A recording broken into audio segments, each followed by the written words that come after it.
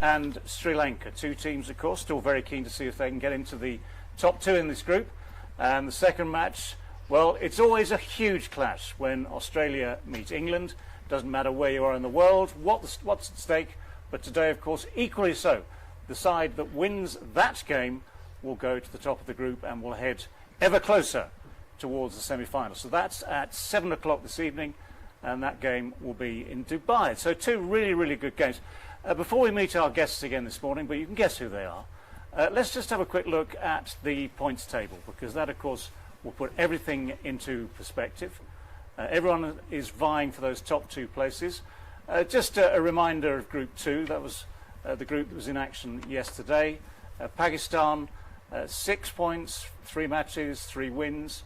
At the moment, Afghanistan staying second. But, of course, New Zealand and India will be hoping that their form improves. They've only played 1 match each. Group 2 has to catch up in this tournament so far. So it's likely to be between New Zealand and India as to who will also qualify for the semi-finals from Group 2. But, of course, time will tell.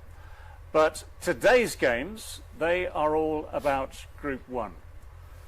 And so England and Australia currently top. So you'd expect, but there's nothing safe in this tournament, I can tell you, you'd expect that it will still be between England and Australia at the end of the group stages. But today's winner will go ahead and will take 6 points. The other game, of course, between South Africa and Sri Lanka, well, the winner of that one will head to 4 points. So it is likely to be between, I mean, I'm not putting the West Indies out of this, Viv, but it's likely to be between those 4 sides who gets into the semi-finals. Anyway, meet the guests yet again. First of all, of course, Sanamir is here. Welcome. How very nice to see you. Akib Javid, Sir Viv Richards, who I'm going to call today Vivlad. You're still my friend. This is a, indeed I am. This is a mark of respect. Just to put that in perspective as well, Vivlad was what your captain at Somerset, Brian Close, used to call you. The late Brian Close. The late Brian Close, a very good captain. It's also, by the way, what he used to call his wife. Now, I don't want to put that in. You're still my friend. But it's a mark of definite affection. Right, let's discuss these games. South Africa versus Sri Lanka. As we say, they are vying for 2 points to get them up to 4 points. It's still very competitive in this group.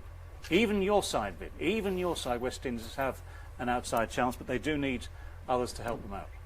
Well, that's as you know, over the years, we have never ever depended on anyone to help us out. These guys are in a position today they haven't played well enough. That is why I think I said the other day that they are in the position that they are in today. But one of the most important things for me is Clinton de Kock. You know, he's back in the team. You would have heard some of the stuff that went on before. And what I think is so important, he's such a magnificent player.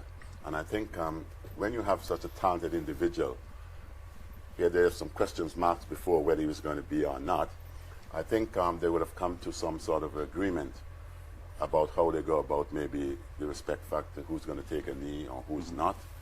And I think just to have him back in the team in itself and to know that they would have settled their issues, to me, it's a starting point.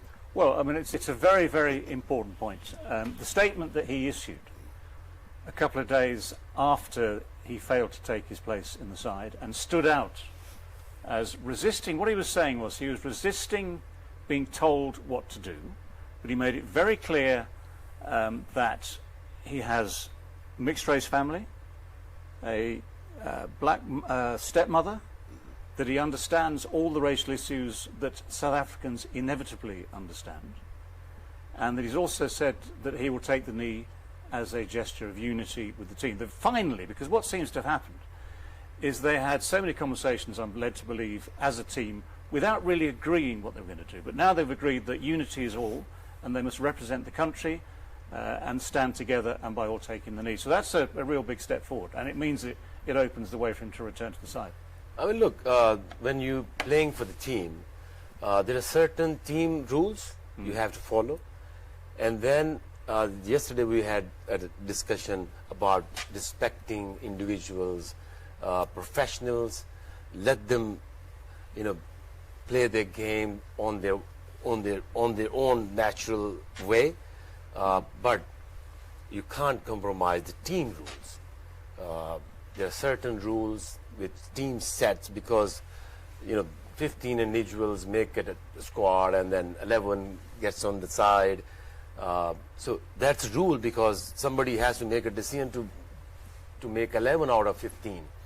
Selection policies, certain disciplines for the team overall is important. But happy to see De Kock stepping up, apologizing, and supporting the team, and respecting the team discipline. Yeah, I mean, I agree absolutely. There has to be that unity, if achievable, if possible. But Sana, do you think there's ever a situation where an individual's personal priorities and principles overcome that?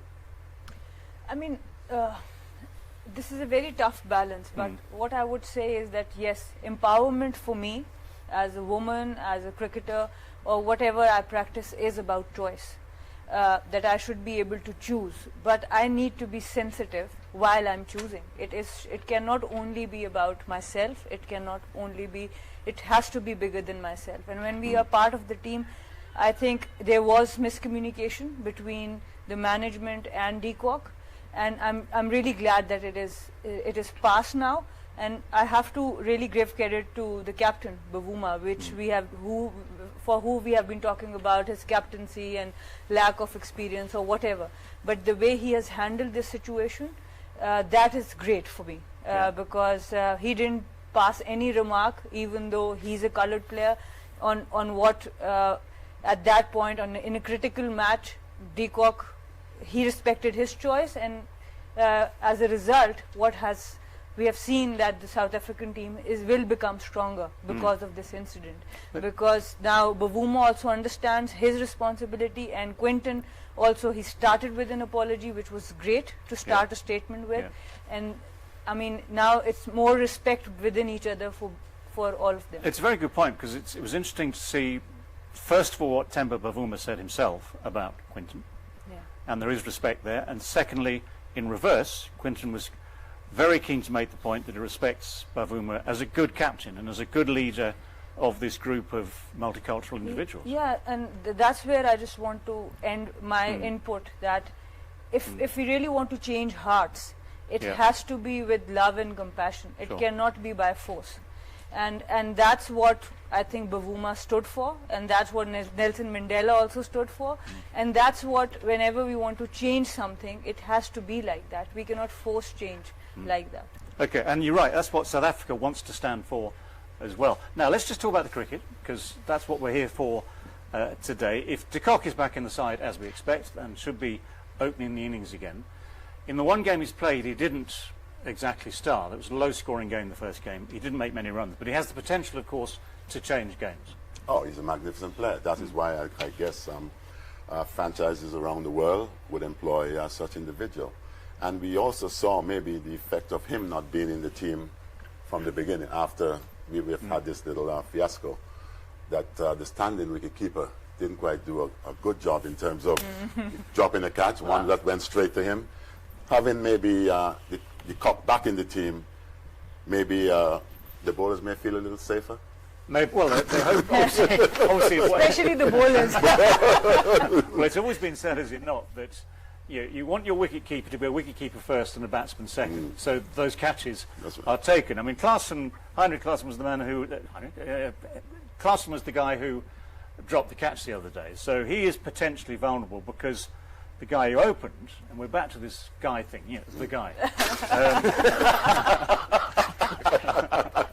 The guy who opened, Hendricks, he got 39, so actually he did a pretty good job coming in like that. So actually there's a chance they might keep Hendricks middle order, leave Quinton at the top of the order again. Yeah, I mean, look, South African, they have impact players. With all the due respect with their policies and everything, but as cricket fan, people who wants to see a competitive cricket on the screen, leave your policies with you. We don't care, and who you're not interested in that. But still, they have player. People who wanted to see. De Kock is a very impact player. Can take the game away from any opposition, especially in the six. The power play. And I think they need to have a balance In this format, South African, since 90s, you see every competition is they are there. The reaches of the semis and putting pressure on other teams. So I think today it's about the young rebuild Sri Lankans and South African outstanding individuals. As team, when you say it's a team means we heard problems in the team. So when somebody outside hears something, oh God, there's something going on in that team, then inquiries are going in there, different, people have their own making statements, making decisions, so means there is something not good about as team. So when you see Sri Lankans, they're young, unknown, but very, very effective players. You've always maintained that. You speak. I remember the last time that we were on the panel, you spoke about maybe having this young team. They may not win, but it's a team that you believe in the future may be solid enough. I mean, look, we seen Sri Lankan team cruising in the 90s, winning the 96 World Cup was big thing. But now this team I can see reaching to that level because they have all the ingredients like two quick bowlers, two mystery bowlers, spin bowlers, and they have enough talent in the batting. But then the experience they need will come over the next couple of years. So, for instance, the next T20 World Cup might be their time. Okay, let's have a look now, though. Let's start with South Africa. Let's just check out the squad that they have available. And I can tell you, we can tell you we're almost certain that Quinton de Kock will reclaim his place in the side as the opening batsman and, of course, as the wicket-keeper. It means that Reza Hendricks might move down the order. Klaassen was the man who kept wicket the other day, but he is potentially vulnerable. I mean, they've got various options there, but they have, as you say, got strong seam bowling with Rabada, Nortje. They've got strong spinners in Maharaj and Shamsi, and those are the key elements. Yes, I mean, look, the bowling is really effective because what you need in T20s, we saw the other day why West Indies is struggling. It's not about only their batting, it's about their bowling. T20 cricket is all about pace and pacing off. Okay, you bowl 1, 2, 3, 145, 50 and then dropping to 123. So if your majority of the bowler are bowling 125 or 7 or 27 or 30 under 30, what pace off they will have? So, and then your wrist spinners, your mystery bowlers. So South African got good for very effective world-class bowlers. Yeah. And the other thing, actually, Son, is they have one of the form batsmen of the tournament in Aiden Markram, who's made runs in both games. And yes, and what's really impressive about Aiden has that he has made those runs with a very healthy strike rate. Last match, he was 51 not out on 26 deliveries, and so he's commanding and has been dominant against a lot of the bowlers that he's facing. And that's a great sign because Van der Dusen was building the innings, 41 deliveries, 29 runs. So he's playing a role like Asif Ali that we have seen for Pakistan. He's finishing the innings, but he has played it for longer. So he's got the 50s under his belt. And I think South Africa has been performing as a team. Pretorius, we were talking about, he got 3 wickets. Maharaj, we know, Henrik Nokia, 4 overs, 14. So they have really performed, and with that incident, I still feel sometimes these incidents gel the team even stronger, and they have a bigger purpose now.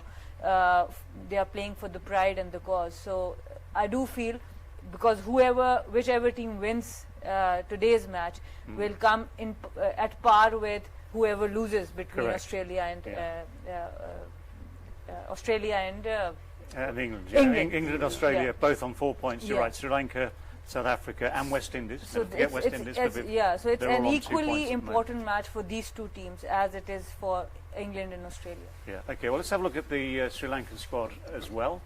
Again, it's a really good mix, isn't it? A really good mix of talented young batsmen, but that's the key. There's sort of younger batsmen coming through, but they've shown a lot of talent in the tournament so far. They do have a little bit of pace. They've got the spinners who are outstanding.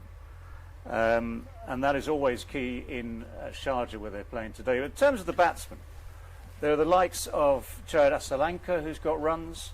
Hasaranga's been good. Rajapaksa's got runs as well. I mean, these are the men you were talking about who have started to make a name for themselves in this tournament. I mean, look, they surprised Pakistan, 2.5 years back when Misbah and the regime took over from Mickey Arthur, because he built a very good white ball cricket team, which was number one almost like 2.5 years. The next regime still wanted to rebuild to become champion of the champions.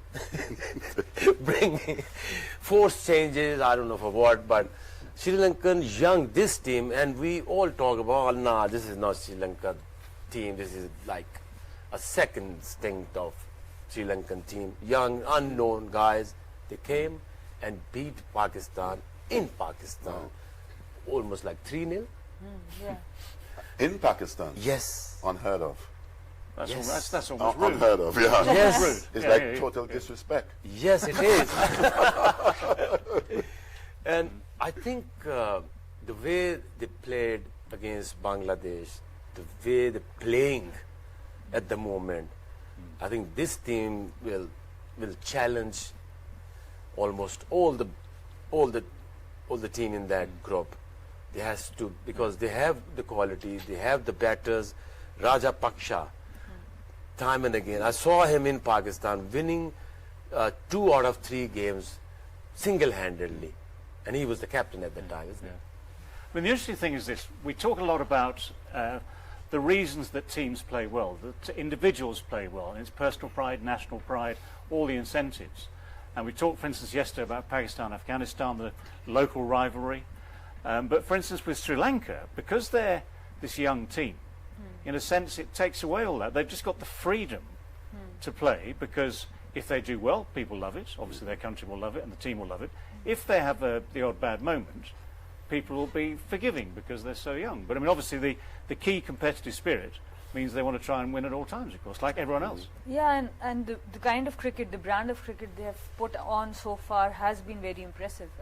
They've won 4 games, then 1 game against Australia, which at one point they were looking really good. It was only in the middle over 7-15 when they lost 4 wickets in 50 runs. Otherwise, they were looking really good. And even in the bowling department, I think it was the fielding that let them down. Otherwise, like Akib said, they have all the ingredients in the bowling to put pressure on anyone. So if you drop Warner's catch, he's going to make you pay. That is very, very true. And he did. Yeah, very true. And again, the other thing is that, okay, with all these young players, those that have been around a little longer, I mean, for instance, here's an example. Kusal Pereira has been around for a while, talented player, again, a good striker. So if he gets going, and he's like a mentor, I guess, even though he's not exactly 40 years old. He's not like a Chris Gale, senior heading for the exit door slowly. But he's around, he's talented, he's been around for a long time, so he's the sort of man you can follow their example. I mean, look, the other day, the Viv mentioned that the quick hands in short format, quick hands, because only the 2 fielders outside the ring. If you have quick hands, it doesn't need you don't want to hit like 100 meter.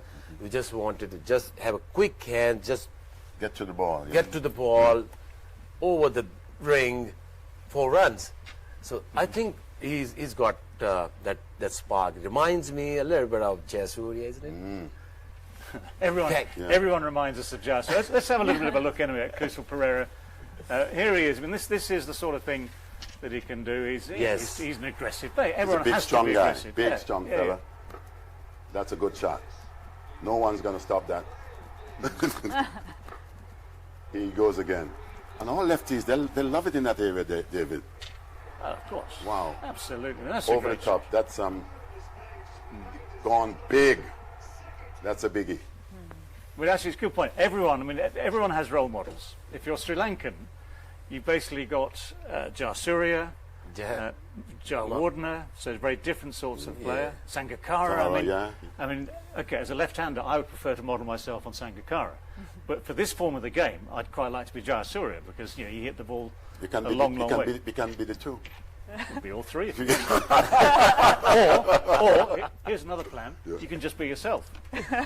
And Kusal Pereira, I think he used to bat right-hander before he wanted to become like became a left-hander. So I mean, it's incredible how talented these players are and how your role models can affect how you take up your own game.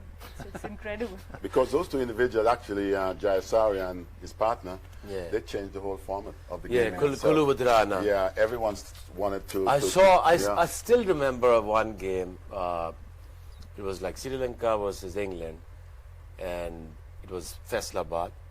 Many people refused to bowl in Faisalabad. Dennis Lilly, he said, oh. And then I saw, what was that seamer? From which team? England in '96. There was that black guy who used to De Freitas, maybe? De Freitas. Philip De Philip, Freitas. Philip. Definitely. He started having a two-seam bowling overs, Yeah. and so I am bowling off-spin to Jayasuriya. That was In the World that was a very famous game because England got destroyed Yeah. by that batting. Yes. Went everywhere, absolutely everywhere. So let's not talk about that.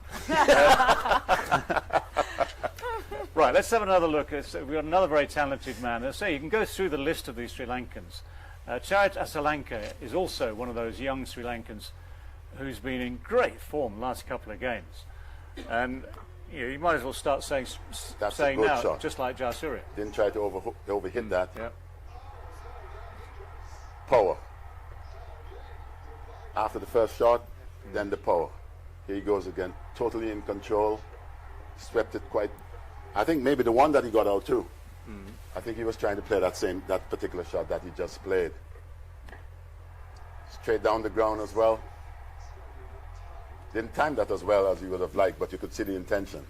But again, this is about the balance, isn't it? Because if you've got the strength to hit the ball for six, or power it for four, that's one thing. But also the cleverness of a controlled sweep shot into a gap. I mean, if you want to use Jayawardene, for instance, as an example, he wasn't a muscle man, was he? But he had all the talent to find the gaps with timing and placement. I mean, look, Babar Azam, he's been number 1, 2 players from last many years, and he doesn't slog. So Plays good cricket shots. it's about having a balance, good ground covering, balance, and playing with your hands, finding the gap. It's not about always a slog or sixes. Gale is there, universe boss, but at the same time, What you doesn't associate. I mean, look, at the same time, you can be successful in your own way. Gale is that side kind of player, A young Gale. and Babar Azam, if you compare two guys, they are night difference. But still, both are the best. Listen, Best players. if you cannot power the ball over the boundary at times, it is also important that you got to go back to the drawing board. So this is the strength of this team. They have good techniques. They're playing proper correcting shots. They're not only relying on slogs. They had the down, they're watching the ball and playing the proper cricket shots. That's why I'm hopeful that these young players will cruise at the top. And get better and And better. get Okay, well, no, it's good praise. Good things to say about them. Right. Lots more to talk about, of course, as we look ahead to these two games today in Group 1. But for now, let's just take a short break.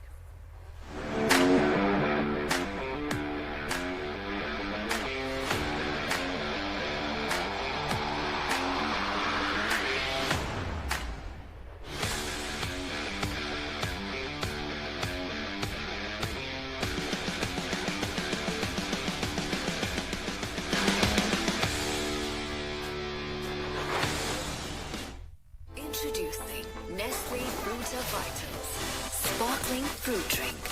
A delightful fusion of soda and fruit juice. Golden Fuji gas or electric